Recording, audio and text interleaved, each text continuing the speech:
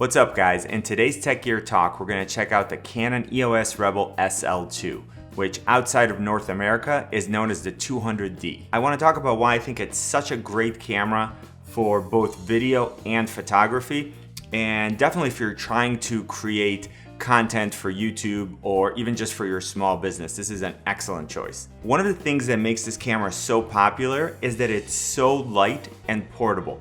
And yet at the same time, somehow Canon just crushed this thing with features. So obviously this camera is a DSLR, but it's a lot smaller and lighter than something like a Canon 5D. Believe it or not, the body alone weighs less than a pound, but my iPad weighs more than that. And then together with this 18 to 55 STM lens, which weighs just a little bit over a pound, this whole thing together is still under 2 pounds. That's bananas. I seriously can't wrap my mind around how much stuff is in this small DSLR. One of the reasons why people normally choose to go with a mirrorless camera like the M6 or the G7X Mark II is because they're so small and light. Now obviously this camera is a little bit bigger than the other two that I mentioned, but I can promise you that with this setup, weight is not going to be an issue. My goal with every product review is to give you an overview of the features, but then at the same time, share some of my experience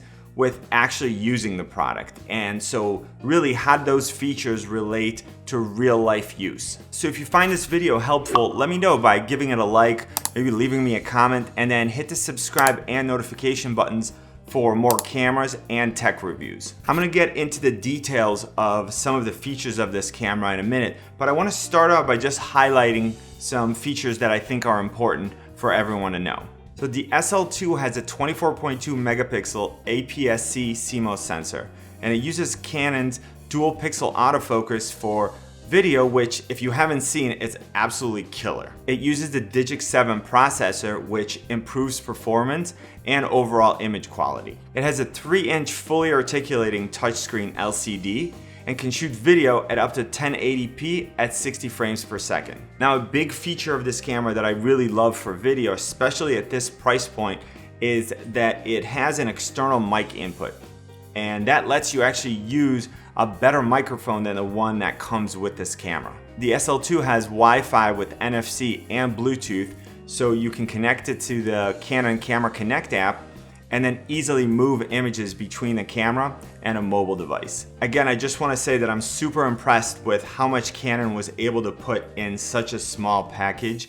And at this price range, I think it's a really good choice. So let's jump into some of the features in a little bit more detail. As I mentioned, the SL2 comes with a really impressive 24.2 megapixel APS-C CMOS sensor, which is the same sensor used on more expensive cameras like the 77D and the T7i. And what's super compelling about that is that you're getting much better image quality in a smaller, lighter package and at a much lower price. Just as a comparison, the 77D and the T7i, which are both great cameras, don't get me wrong, but they cost $250 more than the SL2. And of course, there are other differences between the cameras, but I just want to highlight the price difference because I think this is a really good value. I'm sure you've heard me say this before, but a bigger sensor is better because it's able to use more information to create an image with more detail and better dynamic range. This APS-C sensor is going to be excellent for creating content for YouTube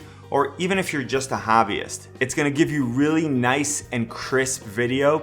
The pictures are going to be great, and of course, Canon's color science is unbelievable. So that was the sensor. Let's talk a little bit about the processor. Like those more expensive cameras that I mentioned before, the SL2 uses the Digic 7 processor, which when combined with this large sensor is going to give you very sharp video and it's going to give you really good low light performance. The Digic 7 also makes the camera very fast to operate, so it's really responsive both for video and for photography. Image preview is quick, video playback is quick, and just general things like starting the camera up and then going between the menus and selecting different features and then going back to shoot and then making quick changes on the fly.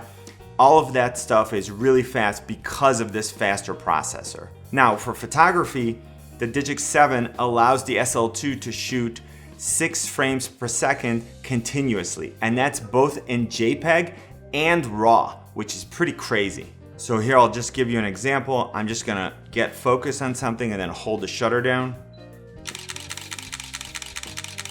And you can see that it just keeps firing one shot right after the other. And that's really nice for if you're photographing anything that's moving. So if it's a pet, or if you're at a sporting event and you're trying to follow a player and make sure that you get the right shot. Like sometimes if you only take one shot, it's really hard to get it right. But if you can just keep shooting, then you go ahead and look at them and one of those shots ends up being the one you want. When it comes to video, the faster processor lets the SL2 shoot at full HD or 1080p all the way up to 60 frames per second. Since we're talking a little bit about resolution and frame rate, I want to mention that the SL2 can shoot again at full HD at 1080p at 24, 30, and 60 frames per second. And what's nice about that is that you get to choose which one of those you want to use. And that's really based on what you want your final video to look like. So if you want it to look more cinematic, you go with something like 24 frames per second. And that's gonna give you that softer cinematic look. And on the other hand, if you like your videos to be super crisp and sharp, you can shoot at 60 frames per second. I like to go somewhere in the middle to get the best of both worlds. I shoot my videos at 30 frames per second. And what's cool about that is that I can shoot some video at 60 frames per second, then play it back at 30 frames per second, and I get slow-mo at half the speed. So it's not super slow motion, but I can still slow things down by 50%. It would be great if this camera could shoot at 4K for me personally. But at this price range and with all the features that you're getting here, that might just be a little bit too much to ask for. And I'm also not sure that every person really needs 4K at this point.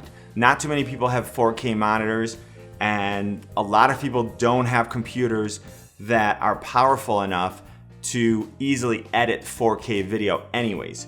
So I think that's a feature that I personally might like to see, but I think that for the average user, it won't really matter. Because seriously, it's like one of those terms that gets thrown around because like phones can shoot 4K, and you have to ask yourself, like, is that something I actually want and would actually use, or I just want it because I know it's a higher resolution? It's like, are you actually gonna use this feature, or are you just paying for something to say that you have it, but when it comes to it, you're not really gonna use it? Okay, so let's move to lens options, which is another strength of the SL2. All right, so this is pretty sweet because the SL2 has both EF and EFS lens mounts, and that just gives you so many options. What I love about buying Canon cameras is that there are tons of lens options, both from Canon and from other manufacturers. So for example, let's say I wanna go a little bit wider than this. I actually can use my 10 to 18 STM lens with the camera, and I can get a much wider angle. And there's also a 55 to 250 if you really want to zoom in, which again is pretty reasonably priced if you want to zoom in onto objects that are a lot farther. What's really appealing to me about a camera with interchangeable lenses is the fact that I can start out with just buying the body and one lens. So again, like I said, I have the 18 to 55 here. Then later on, if I decide that I want to go a little bit wider, I can pick up the 10 to 18, in 6 months. And then if I want to add some zoom, I can go pick up the 55 to 250, and I'm just building my bag of lenses, and I can still use the same body for all of them. Now, as always with APS-C sensors, there's going to be a crop factor, so this isn't a full sensor camera. And that means that you basically take this focal length and you multiply it by 1.6 to get the 35mm equivalent of each lens. So this 18 to 55 is actually equivalent to 29 to 88 on a full sensor camera. That just means that it's not as wide as the number suggests, but again, that's only really comes into play if you're used to using a full sensor camera and you say, oh, 24 looks like this. So for the average user, it doesn't matter. They're gonna put it on 18 and they're gonna say, okay, this is how wide it is. But I just like to educate, and so I'm just putting that out there. Now, because the SL2 can actually accept EF mount lenses, I can use all my higher end lenses with this body. Now, it's not really something that I do because the whole idea behind using this camera is that I'm getting something lighter and portable, so I'm not gonna put a huge 70 to 200 on it, which again, it would just completely defeat the purpose. But I just wanna highlight the fact that you could.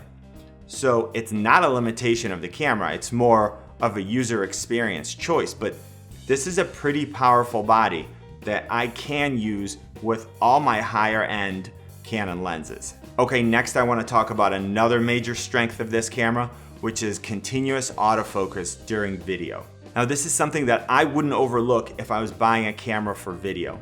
And the good news is that the SL2 uses Canon's Dual Pixel autofocus, which I absolutely love. This is one of the best autofocus systems out on the market at any price range, and it does an incredible job at detecting and tracking faces as they move through the frame, and even if they move closer and farther away from the camera. And that's super important when you're either shooting your own video or you're walking around and you're holding the camera pointed at you.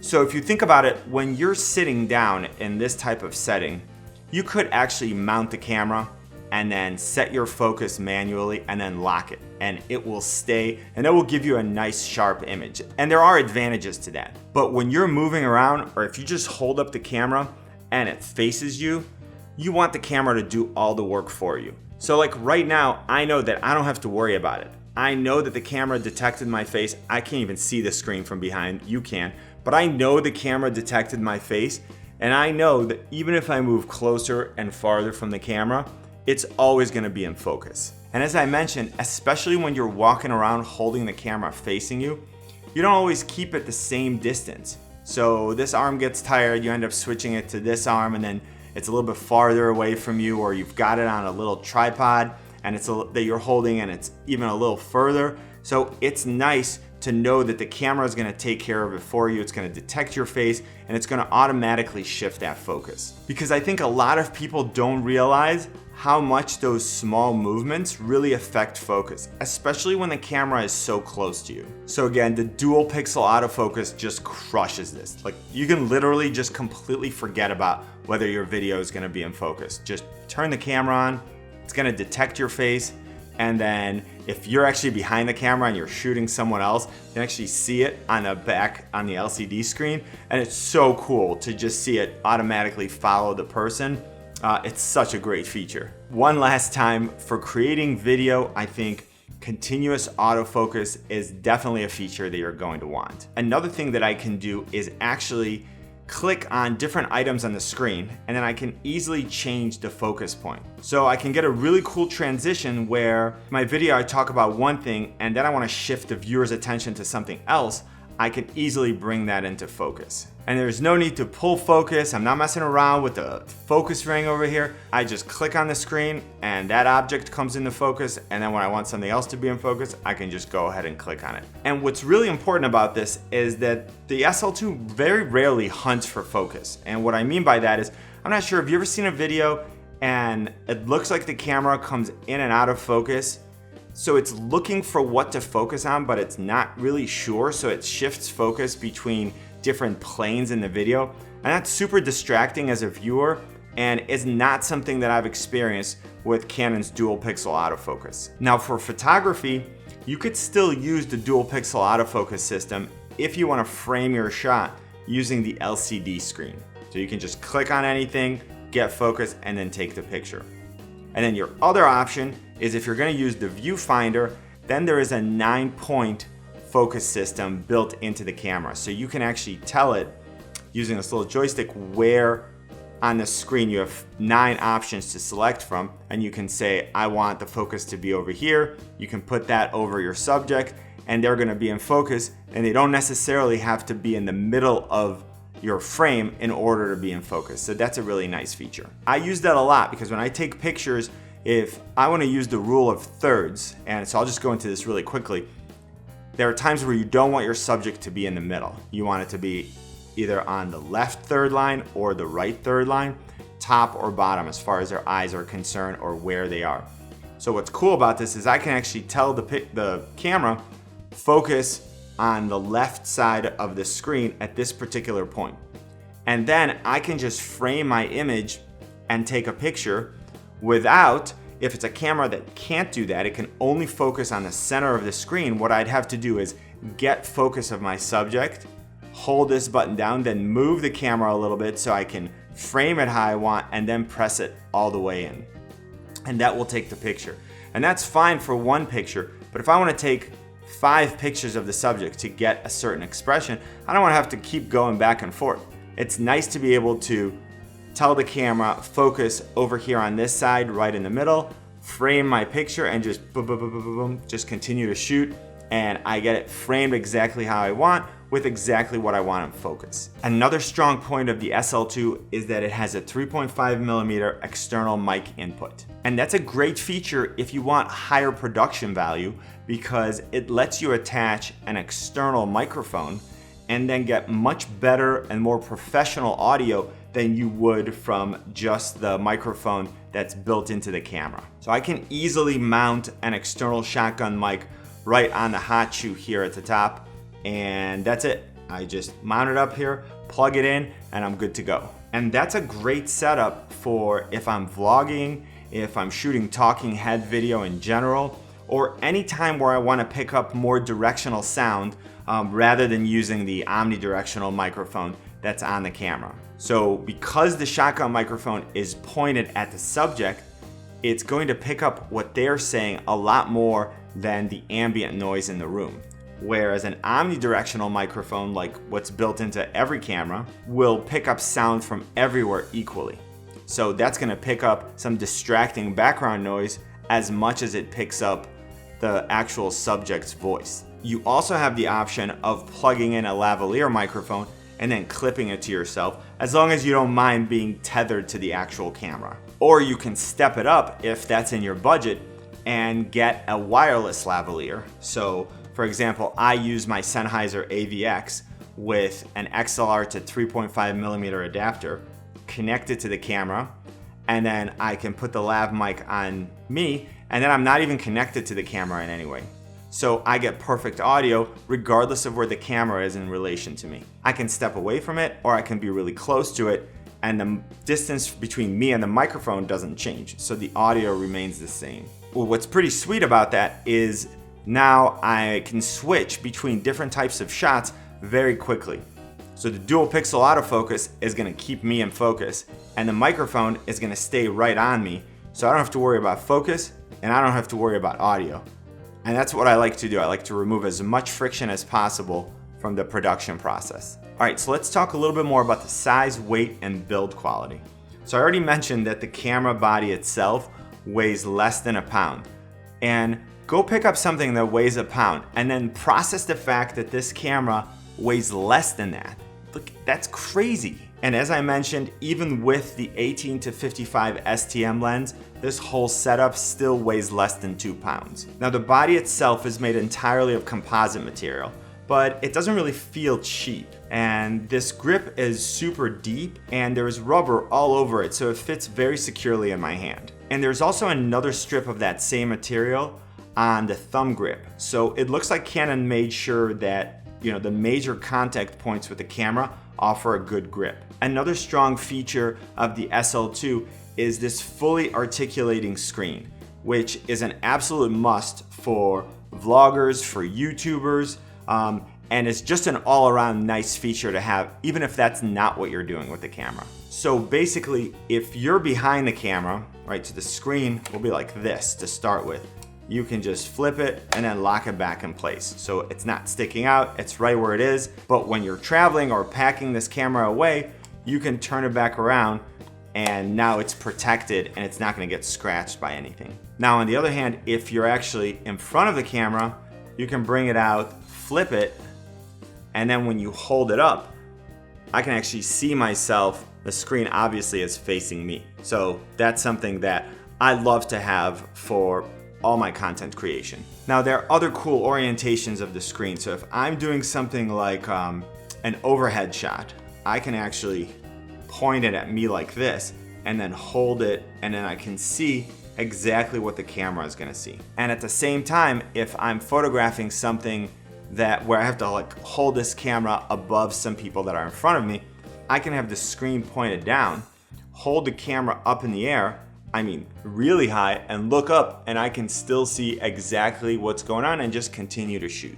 So that's awesome. Now the screen is also really nice because it lets you control most of the functions of the camera without having to mess around with the buttons that are on the side. So it's a really nice touch screen. I can bring up anything I want pretty much and change it on the fly, and I never have to actually use any of these. As I mentioned previously, it's also useful with the Dual Pixel autofocus system because you can actually click on whatever you want the camera to focus on, and once you click on it, a little square appears around it, and then it's being tracked as you move the camera around. So that's awesome. When you're using this camera for photography, you can either use the LCD screen for live view, so you can actually frame your picture by looking at the screen, and then you can click on it and it will focus and take a picture. Or if you choose to use the viewfinder, then the screen is used to show you all the settings of the camera. So like aperture, shutter speed, ISO, the exposure compensation is all displayed on the screen for you. Now the screen is nice and bright, and it's worked great for me both indoors and outdoors. One of the nice things about having the screen go to the side instead of to the top is that I can actually have the microphone mounted right on the camera, pointed at the subject. And with cameras like the M6 or the G7X Mark II, where the screen flips up, I wouldn't be able to use a shotgun microphone on top of it because it would block the screen. So I'd have to use some sort of an adapter in order to mount the microphone on the side, which is fine, it works fine. But it's nice that I can do everything right on the camera because it keeps all the weight of the camera nicely centered. Okay, let's move on. The SL2 has built-in Wi-Fi with NFC and Bluetooth, so you can easily connect it to a mobile device and then transfer images or videos directly from the camera to your mobile device. You can also use the Canon Camera Connect app to remotely control the camera. I shot another video just talking about that feature in general, and I'll link to it up here. So go check it out and then leave me a comment about whether that would be a feature that you'd be interested in or not something that you would use. I love the fact that I can transfer pictures off of the SL2 really quickly. It means that if I just did something and I want a quick social post, I don't have to take the memory card out, move it to my computer. I can just put it right on my phone, do a quick edit, and then post it to Instagram or Twitter. Okay, so now I want to talk a little bit about the skill level required for this camera. So if you've gotten this far in the video, you've seen that it's got a ton of features that would make it both a good choice for beginners and for more advanced users. More advanced users are gonna love all the manual control that you have both for photography and for video. Now, something that's really nice for beginners is the feature assistant. So when you're shooting using the viewfinder, the feature assistant will actually teach you how to use your camera better. It will do things like show you what changing your aperture is going to do to your picture, and the same thing with shutter speed. It's also going to explain why you might want to use certain shooting modes and what exactly is being changed in each scene mode. Now I want to touch on a few other features that might help you make a buying decision about the SL2. We'll start out by talking about time-lapse. Now the SL2 actually has a built-in time-lapse movie mode, and all you have to do is go and change the setting, and then you'd select things like how often you want the camera to take a picture, how many pictures you want it to take, and whether you want it to keep the initial exposure or re-auto exposure every single time. Most of the time you're going to want to keep the initial exposure fixed, which is the default, so you don't really have to worry about it. And then what it's going to show you below is based on your settings, it'll say, okay, it's going to take 50 minutes to actually shoot this, and then your final movie is going to be 10 seconds long. Now, one of the nice features that the M6 and the G7X Mark II have is the ability to save presets. With the SL2, you don't have the ability to save presets, which means it will always keep the last mode that you use. So the last set of features that you selected for time-lapse are going to be saved for you. But you can't say, oh, this setting is going to be the one that I use for sunrises, and this one is going to be for clouds. Next, I want to talk about image stabilization. So while there's no in-body image stabilization, this 18 to 55 STM lens has its own image stabilization. So that offers you some of that when you're hand holding the camera. And if you're going to use the SL2 for video and you're going to be moving around a lot, you might want to consider something like a 3-axis gimbal.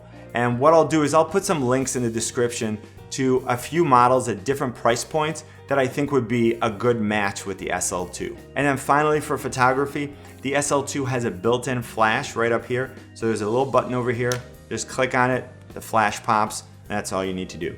Okay, so I think the Canon SL2 would be an outstanding choice for you if you're looking for a full-featured DSLR camera to vlog, just create YouTube content in general, or even if you just want a really nice, light and portable camera for photography. The APS-C sensor and the Digic 7 processor are a great combination. They give you good, sharp images and good low light performance. You can shoot at full HD or 1080p at 24, 30, and 60 frames per second, which again, if you're shooting at 60, editing at 30 lets you do slow motion at 50%. The ability to use lenses with both EF and EFS mount is awesome. And again, you're buying a Canon body here, which will have tons of lens options, both from Canon and other manufacturers.